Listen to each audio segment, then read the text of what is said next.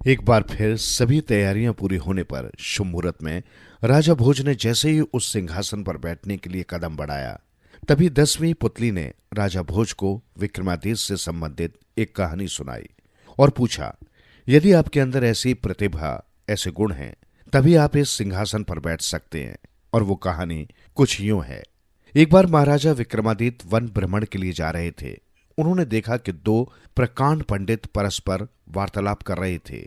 जब उनका वार्तालाप बहस में बदलने लगा तो उनकी बातें सुनने के उद्देश्य से राजा ने आदर्श हो जाने वाला तिलक अपने ललाट पर लगाया और आदर्श होकर उनकी बातें सुनने लगे, जिससे उन्हें ज्ञात हुआ कि एक पंडित बड़े ही आत्मविश्वास के साथ एक मृत पशु की हड्डी उठाकर उसे एक मृग की बता रहा था।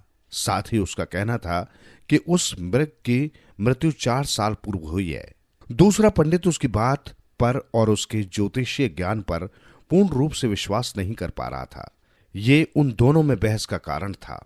तभी कुछ दूर चलने पर उन दो पंडितों ने मार्ग में किसी मनुष्य के पैरों के निशान देखे, जिन्हें देखकर पहले वाले पंडित ने कहा, देखो मित्र, मैं अपने ज्ञान के आधार पर तुम्हें बता सकता हूं कि ये पदचिन्ह किसी राजा के हैं। शायद वो इधर से नंगे पैर चलकर गया होगा। ये बोलता हुआ वो पंडित और मौन अवस्था में उसका साथी भी आगे बढ़ते गए।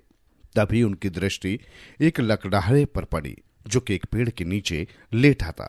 पहले पंडित ने उस लकड़हारे से पूछा कि वो वहां कब आया और क्या उसने उधर से किसी को जाते हुए देखा।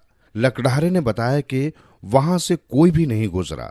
तब उस पंडित ने उस लकड़हारे के ही पैरों का मुआयना किया, जिसे देखकर उसकी आंखें फैली रह गईं, क्योंकि उसके पैरों पर बने कमल चिन्ह किसी साधारण मनुष्य के पैर में नहीं हो सकते थे। ऐसे चिन्ह तो केवल राजाओं के पैरों में ही होते हैं। जिन्हें इन चिन्हों को देखकर ज्योतिषी के मन में कुछ शंका हुई।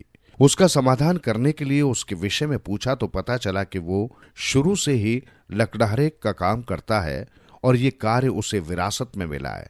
लकड़हारे की बात सुनकर ज्योतिषी को विश्वास नहीं हो पा रहा था कि उसके वर्षों के अध्ययन से अर्जित किए ज्ञान ने भी उसे धोखा दे दिया। इस बात से उसे बहुत दुख हुआ। वो अपनी साथी के साथ वापस लौट आया।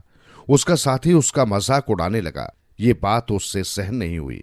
अपनी ज्योतिषी विद्या को एक बार फिर परखने के लिए और स्वयं को सही साबित करने के लिए वो ज्योतिषी अपने उसी मित्र को साथ लेकर राजा विक्रमादित्य के दरबार में पहुंचा।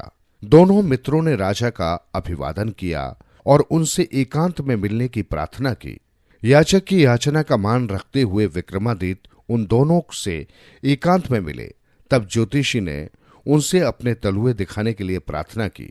राजा ने निसंकोच अपने पैर आगे बढ़ा दिए। पैर में राजाओं जैसा कोई चिन्ह नहीं था। ये देखकर ज्योतिषी आश्चर्यचकित रह गया।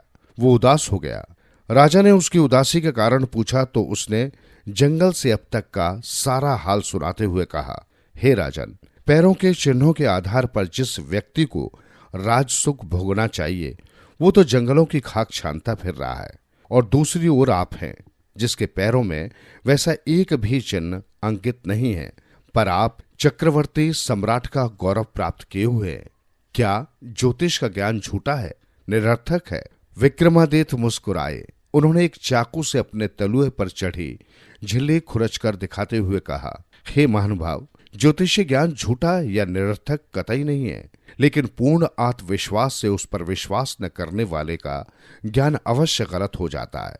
ये कहते हुए राजा ने उन्हें सब बताया कि किस प्रकार उन्होंने उन दोनों की बातें सुनी और स्वयं लकड़हारा बनकर वहीं बैठ गए। राजा ने कहा कि अपने ज्ञान के प्रति उनका भ्रम मिटाने के लिए ही उन्होंने ये सब किया। राजा की बात सुनकर ज्योतिषी का सिर शर्म से झुक गया। राजा ने उसे समझाया और उन दोनों को पुरस्कार देकर विदा किया।